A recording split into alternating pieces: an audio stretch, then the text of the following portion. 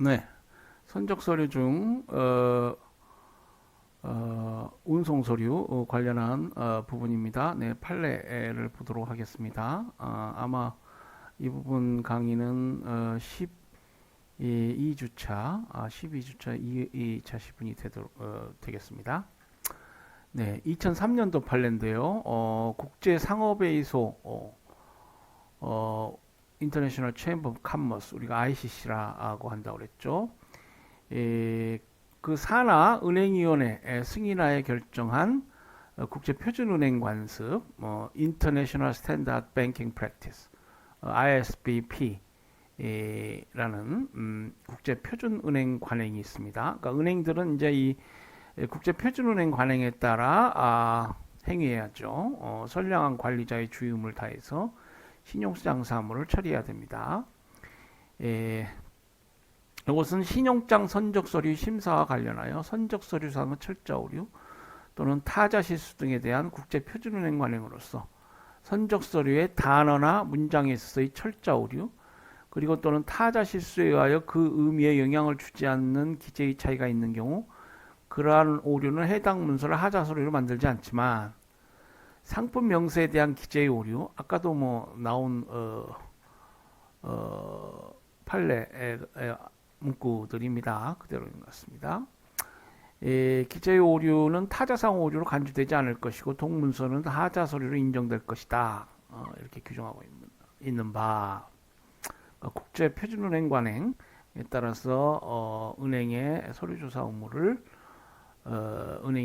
의무를 선량한 관리자의 의무를 주의 의무를 다해서 성관 의무를 다해서 행했느냐 이걸 판단해야 된다는 것이죠. 이와 같은 국제표준은행 관행에 비추어 신용장에 첨부된 선적 서류상에서 신용장 조건과 불일치가 있는 경우 그와 같은 기재상의 불일치가 신용장과 해당 서류 성격상 요구되는 기본적 사항이 아니거나 문서를 작성하는 과정에서 발생한 단순하고 명백한 기재상의 실수로 인정되는 경우에는 선적 서류와 신용장 조건으로 불일치로 볼 수 없으나 뭐 동일한 판례 같습니다. 그와 같은 기재상의 불일치에 대하여 서류 심사를 하는 은행의 입장에서 지난 차시에 나온 판례하고 뭐 동일한 것 같은데요. 오림이 명백하지 않거나 그 기재상의 차이로 인하여 의미상의 중요한 변화가 있을 수 있는 경우에는 신용장 조건과 선적 서류상의 불일치에 해당한다고 보는 것이 타당하다. 네, 그래서 이제 여러분 혹시 뭐 은행에 취업한달지 뭐 성적이 우수하고 그 은행 취업이 그런 학생들이 많이 취업되더라고요. 은행 취업이 쉽지 않습니다. 뭐 이런 신용장 사무를 취급할 수도 있는데요. 가끔 저도 이제 실무를 하다 보면은 지금은 이제 안 하지만 과거에 뭐 공권으로 인해서 무슨 지금 신용장 사무가 잘못돼가지고 은행에 큰 손해를 끼치게 되었다 뭐 등등 이 서류 조사를 하게 되죠 매입은행이. 그랬을 때 이 국제표준은행 관습에 따라서 또 우리 판례법에 따라서 해야 됩니다. 그리고 항상 그 고문 변호사의 자문을 받고 이걸 하는 것이 바람직합니다. 자, 2007년도 대법원 판례입니다. 신용장 개설은행이 선화증권의 소지인으로서 운송인에 대하여 갖게 된 선화증권에 관한 손해배상 채권. 그러니까 운송인이 선화증권을 정당한 소지인 아닌 자에게 운송물 인도하면은 선화증권 소지자는 손해배상 채권이 발생하죠. 앞에 뭐 그런 사례들이 많이 나왔죠. 신용장 개설은행으로서 신용장 개설 의뢰인에 대하여 갖는 신용장 거래상의 채권은 법률상 별개의 권리이므로 그러니까 아까가 아니고 지난 시간인가요? 지난주인 것 같습니다. 말씀드렸는데 이제 그 법률 전문가로서 이런 국제 매매 거래 관련된 분쟁을 체결할 때 청구 권한들 이것이 독립적입니다. 그래서 매매 관계에서 뭐 청구권이 발생할 수도 있고요. 어음법상 권리를 주장하면서 청구할 수 있고요. 뭐 손해배상 채권, 선화증권에 관한 손해배상 채권, 그리고 개설 은행이 신용장 개설은행에 대하여 갖는 신용장 거래상의 채권. 아까 그 거래 과정에서 나왔죠. 신용장 개설한 개설은행은 선적 서류를 신용장 개설 의뢰인 매수인에게 제시하고 그 신용장 대금을 상환받습니다. 그런 채권이 있을 수가 있습니다. 뭐 이런 채권들은 다 독립적인 별개의 권리 의무 관계에서 발생하는 권리입니다. 그렇기 때문에 청구권이 병존할 수 있어요. 그러니까 어떤 청구권을 행사할 것인가, 또 이게 같이 병존적으로 청구할 것인가, 뭐 이렇게 소송 전략을 짜야 되겠죠. 그래서 신용장 개설은행은 신용장 개설은행에 대한 신용장 거래상의 채무가 일부 변제 등으로 소멸한다고 하더라도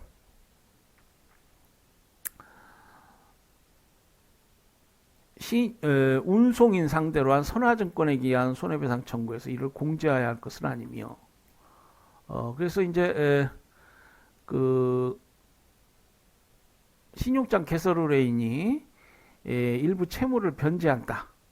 그렇기 때문에 지금 운송인을 상대로 한 선화증권에 기한 손해배상 청구에서 자신이 일부 변제한 고 액수를 공제해야 한다. 뭐 이런 주장을 한 것 같습니다. 독립적인 법률 관계이기 때문에 그럴 수 없다는 것이죠. 선화증권의 소지인으로서 운송인에 대하여 가지는 권리가 신용장 개설은행으로서 개설 의뢰인에 대하여 가지는 권리를 담보하기 위한 것이라 하여, 결국 이것이 뭐 담보하기 위한 기능으로 연결되는 것 아니냐, 뭐 이렇게 주장을 한 것 같은데, 그렇다 하더라도 뭐 그것도 좀 불분명하지만 운송인의 선화증권 소지인에 대한 손해배상 채권과 신용장 개설 의뢰인의 개설은행에 대한 신용장 거래상의 채무, 그런 채무가 신용장 개설 의뢰인의 개설은행에 대한 신용장 거래상의 채무 범위 내로 제한된다고 할 수도 없다. 그래서 지금 신용장 거래상의 어떤 채무가 한도액 아니냐, 선화증권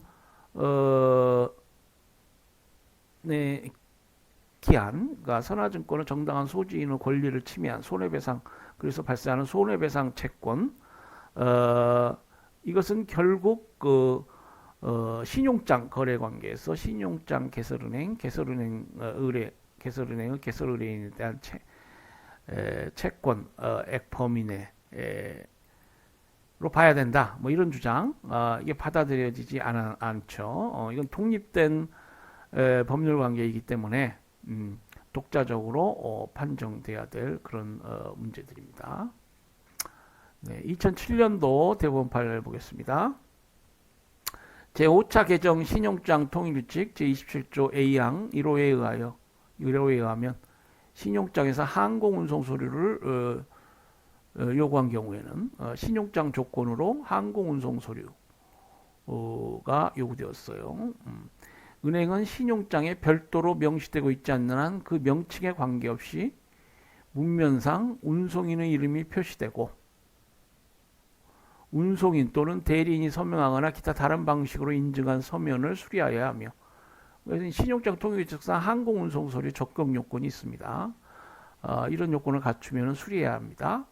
운송인의 모든 서명 또는 인증에는 반드시 운송인이라는 확인이 있어야 하고, 운송인을 대신하여 서명하거나 인증한 대리인은 반드시 운송인의 명의와 자격도 명시해야 한다. 규정하고 있는 바 신용장 통일규칙에 운송 서류, 항공 운송 서류가 갖춰야 될 그런 적격 요건이 명시되어 있습니다.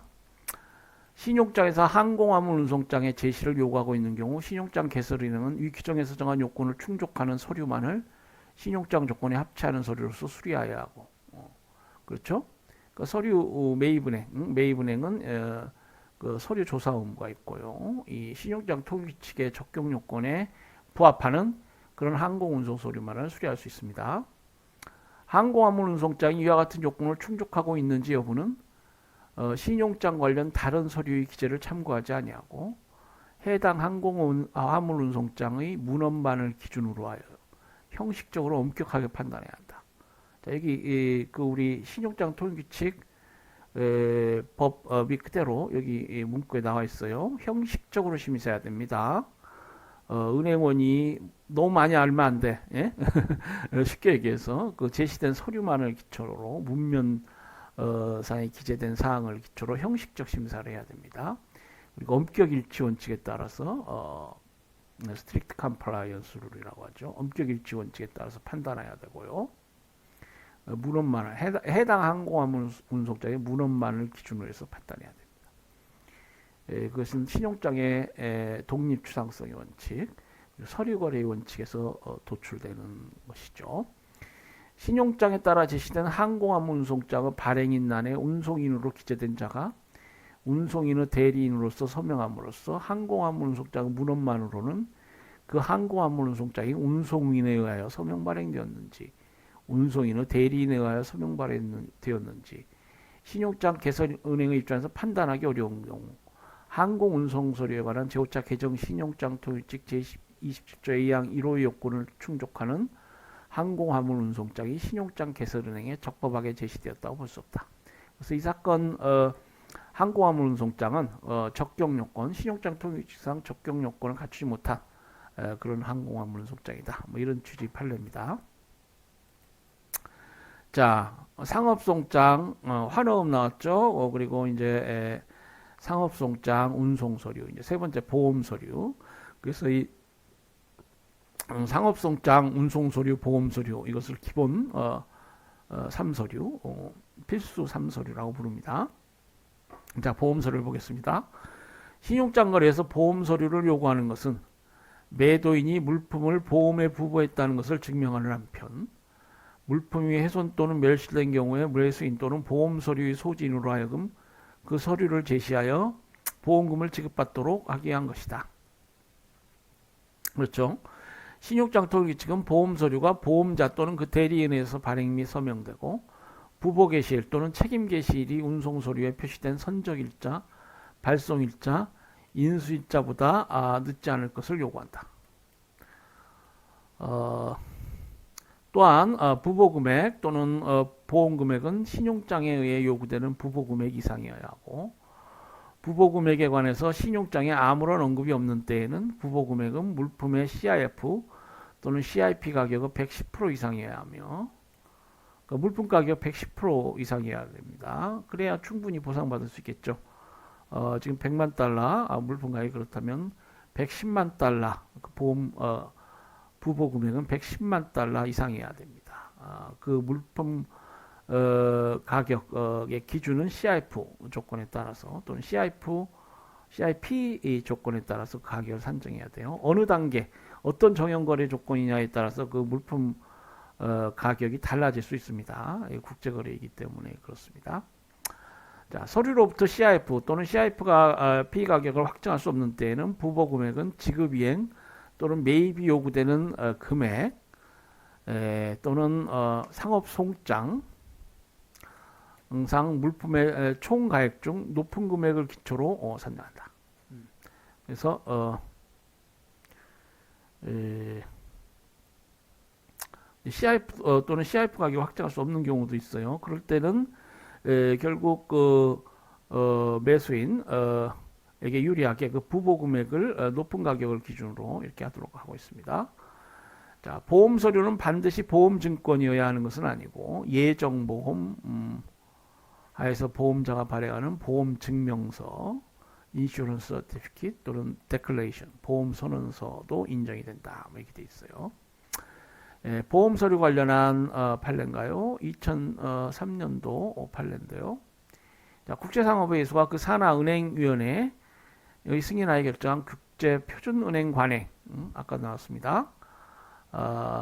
ISBP 이 국제표준은행 관행은 신용장 서류 심사 시 보험 서류의 피보험자와 배에서의 필요 여부에 대한 국제표준은행 관행으로서 보험 서류는 신용장에서 요구하는 형태로 작성되어야 하고 필요한 경우 대금 지급에 대한 권리를 소유하고 있는 사람에 의하여 배서되어야 하고 만일 신용장에서 피보험자에 대한 명시가 없고 보험 서류가 송화인 또는 신용장상의 수익자 지시식에 의하여 청구에 대한 보험금 지급이 가능하다는 것을 표시하고 있으면 배서가 되어 있지 않는 한 수리가 가능하지 않다고 하고 있고, 그러니까 지시식에 의해서 이게 발행된 그러한 경우에는 배서가 되어 있지 않으면 수리가 가능하지 않다 이렇게 되어 있습니다. 이 사건 기록상 이와 다른 국제적 표준은행 관행이 존재한다는 자료는 없는 바, 따라서 원심이 인정한 이 사실관계에 이와 같은 관행을 참작하면 이 사건의 경우와 같이 신용장에서 특별히 필요한 원본의 숫자를 지정함이 없이 보험서류 원본을 필요서를 요구하면서, 그러니까 이제 신용장 조건, 서류 조건이 쭉 있는데 뭐 보험서류 원본 뭐 이렇게 서류 조건이 있는 것 같아요. 보험서류 원본을 필요서로 요구하면서 비록 보험서류의 피보험자나 배서의 여부에 대하여 명시한 바 없다고 하더라도 수익자가 신용장의 첨부서류로 피보험자로 보험서류를 제시하는 경우에는 해당 서류의 소지인이 그 보험서류상의 권리를 행사할 수 있도록 백지식 배서를 하여 은행에 제시해야 한다고 보는 것이 타당하다. 아까 그 은행 국제표준은행 관행에 따를 때 이 지시식으로 발행된 보험 서류의 경우에 여기 보면은 그 배서가 되어 있지 않으면 수리할 수 없다. 적격 요건이 그렇게 되어 있죠. 그러니까 그 은행 국제표준은행 관행을 그대로 적용했을 때 이 사안은 이제 그 백지식 배서를 해서 은행에 제시해야 되는데 뭐 그렇지 않은 것 같습니다. 그 판례의 결론 부분은 없는데요. 그래서 그 제시되는 선적서들의 적격 요건에 관한 판례들이 쭉 있습니다. 예. 다음으로 이제 영사증명서가 있고요. 영사증명서는 이제 원어로는 컨슐러 서티피킷. 컨슐러 하면 영사죠. 말 그대로 영사증명서입니다. 이 나라마다 다르긴 한데요. 그 수입국이 매도인 국가에 소재하는 수입국 영사의 증명 없이는 물품의 수입을 허용하지 않는 경우가 있습니다.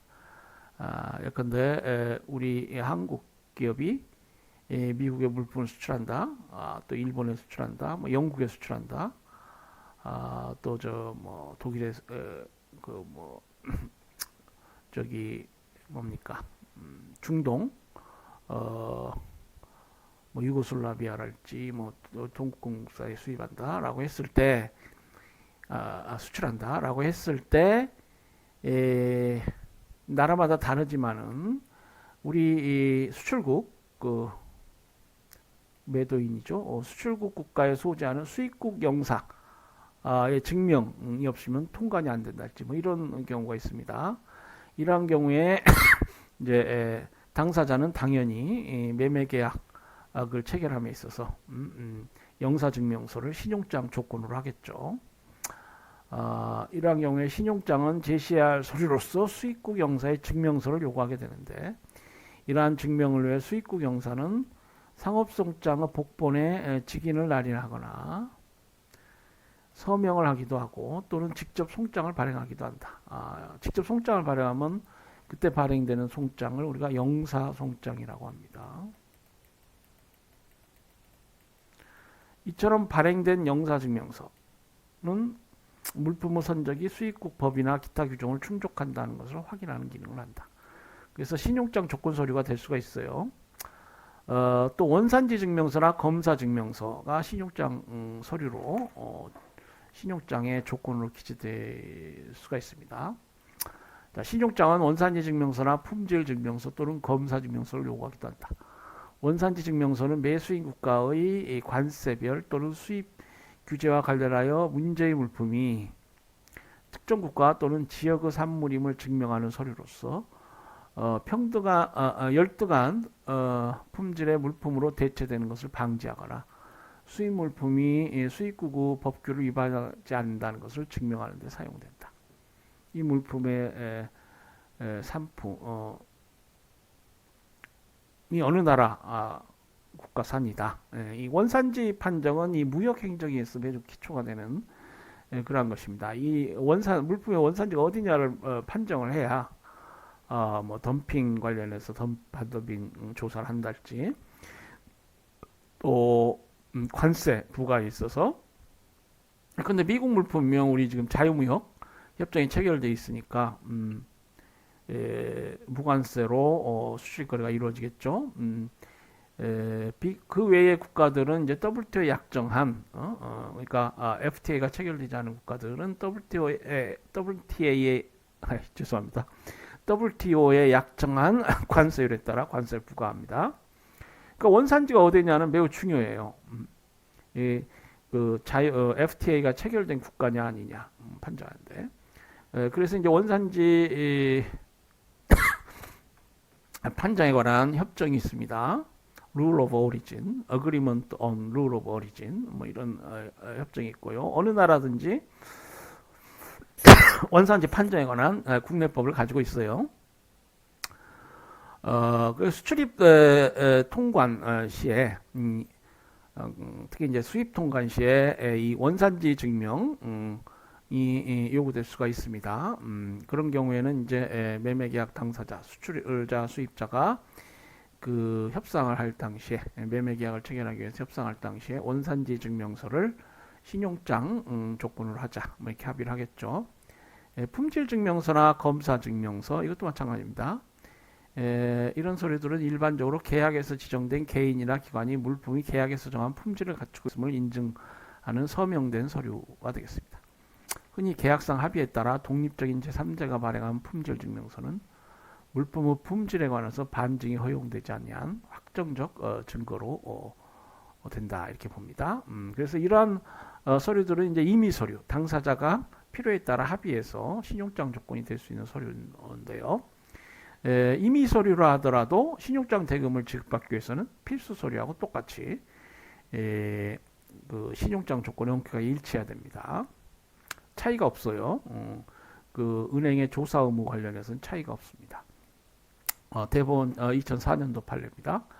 신용장 거래에 있어서 대금 지급을 위한 필요서로 흔히 요구되는 검사 증명서는 그 성질상 서명이 요구되는 서류로서 신용장 통일규칙 제20조 B항 및 그에 관한 유권에 썩인 국제상업회의소 은행기술실무위원회의 1999년도 7월 12일자 신용장 통일규칙 제20조 B항 원본의 의미에 대한 결정이라는 제목의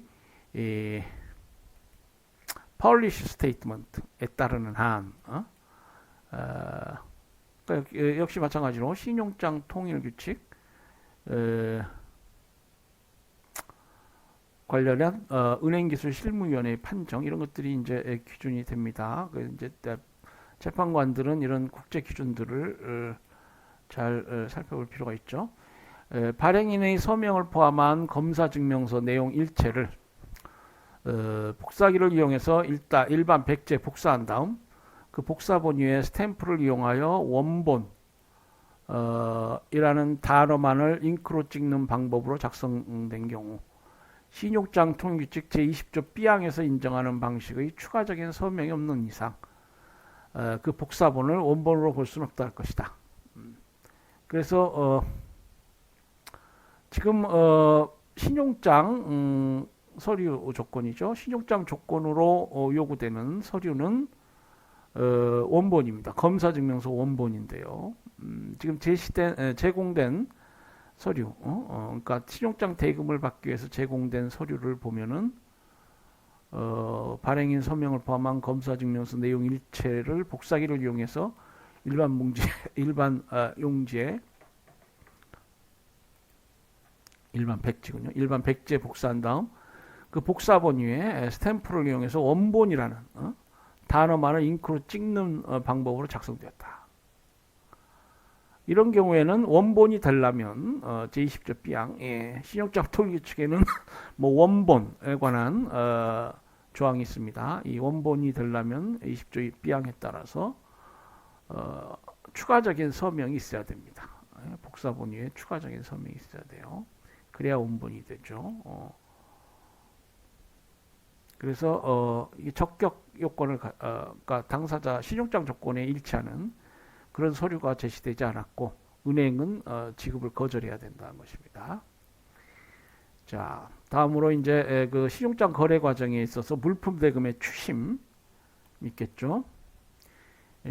자, 매도인은 이제 물품을 선적하고 물품 대금을 추심하는데 발행은행, 확인은행 또는 지정은행에 의한 지급이나 환호음의 지급, 인수 또는 매입을 통해서 물품 대금을 추심합니다.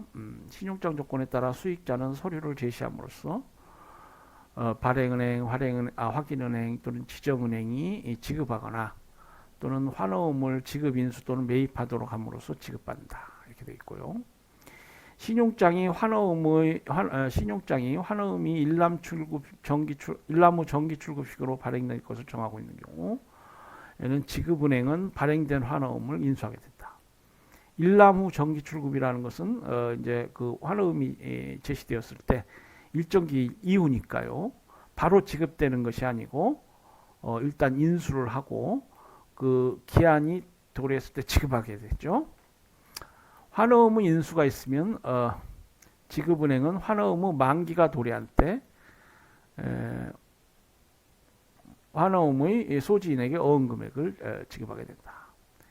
자, 그래서 이제 그 지급, 결국 그 신용장 대급이 지급된다는 것이 매우 중요한 것인데 이 지급이 어떤 의미인지랄지 뭐 이런 다툼이 많습니다. 1900 몇 년도 판례입니까?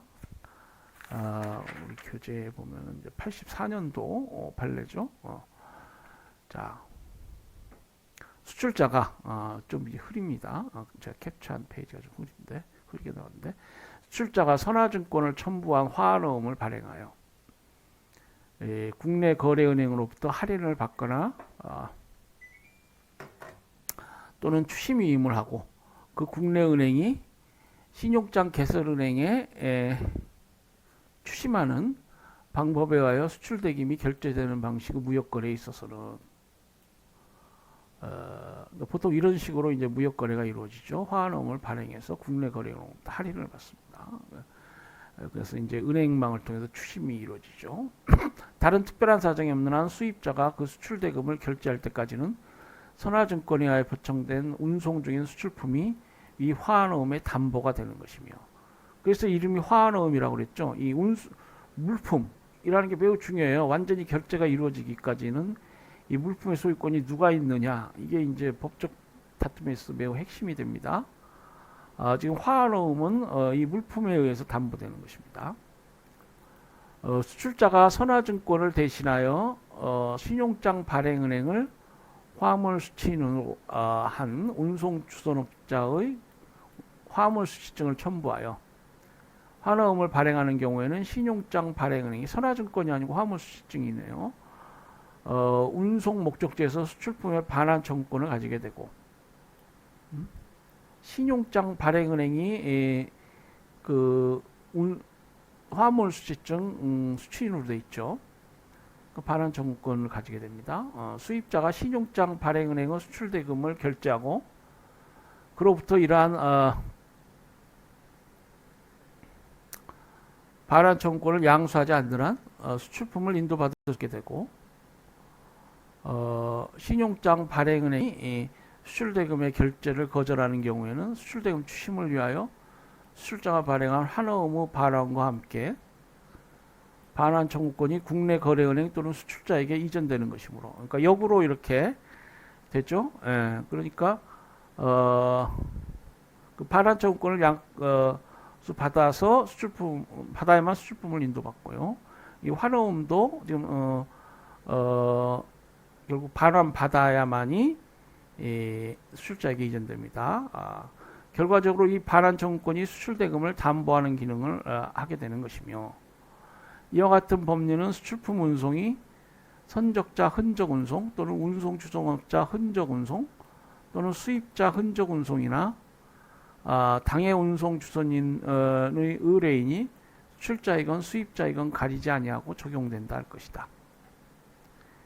그래서 지금 이 사안은 결국은 뭡니까? 이게 그 거래 과정에서 사고가 나가지고 역으로 이제 수출자가 이 환화음을 다시 반환받고 이 반환 청구권이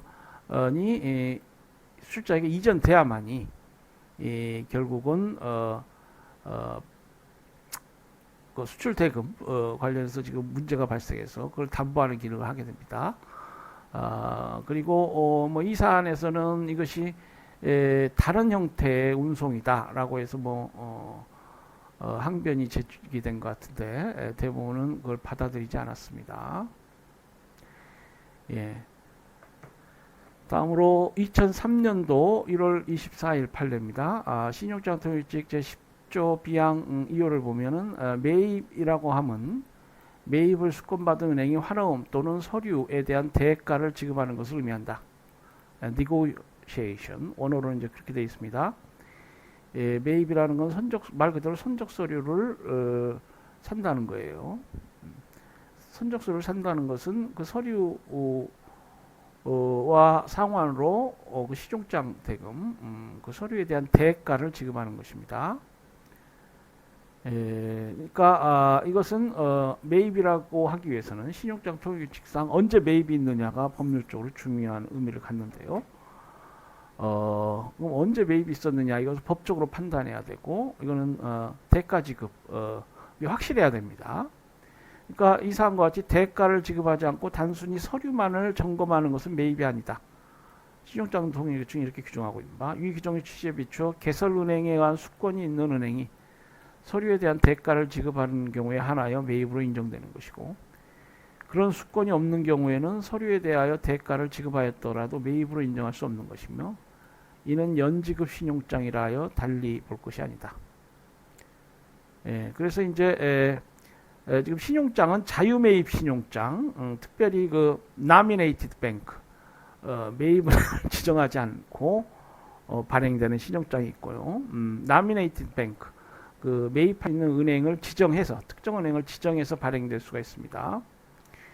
그러니까 자유매입 신용장이 아닌 지정은행이 지정되어서 특정 은행이 지정되어서 발행된 신용장의 경우에는 그 은행이 이제 대가를 지급해야 이게 매입이 됩니다. 신용장 통일규칙상 매입이 되고요.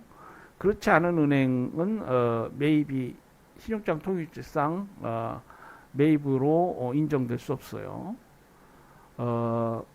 자, 그건 어떤 의미를 갖느냐? 뭐 신용장 유효기한 관련해서 매입이 그 유효기간 내에 이루어져야 됩니다. 그런데 지정은행 아닌 은행에 그 선적서를 제시해서 대금을 지급받았다도 그게 매입이 아니에요. 그러니까 이제 지정은행 아닌 은행이 신용장 대금을 지급한 것은 신용장 유효기한 내인데 실제 지정은행이 이제 이 지정되지 않은 은행이 지정은행에 매입을 또 의뢰하겠죠.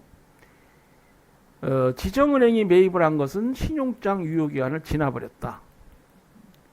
그러면 이거는 잘못된 매입이 됩니다. 그러니까 신용장 통일규칙상 매입이냐 아니냐 이게 매우 중요한 의미가 있는 거예요. 이것은 연지급 신용장이라 해서 연지급 신용장은 뭐예요? 신용장이 대금을 지급받기 위하여 지급 제시된 경우에 그 일남 후 정기 출구보험 비슷하게 그 지급 제시된 일정 기한이 지난 후에 신용장 대금을 지급하는 신용장이 연지급 신용장이죠. 그러니까 일남 지급 신용장, 연지급 신용장 상관없이 그 매입은 신용장 통일직이 정하는 의미를 충족하는 매입이어야 한다. 뭐 이런 판례입니다.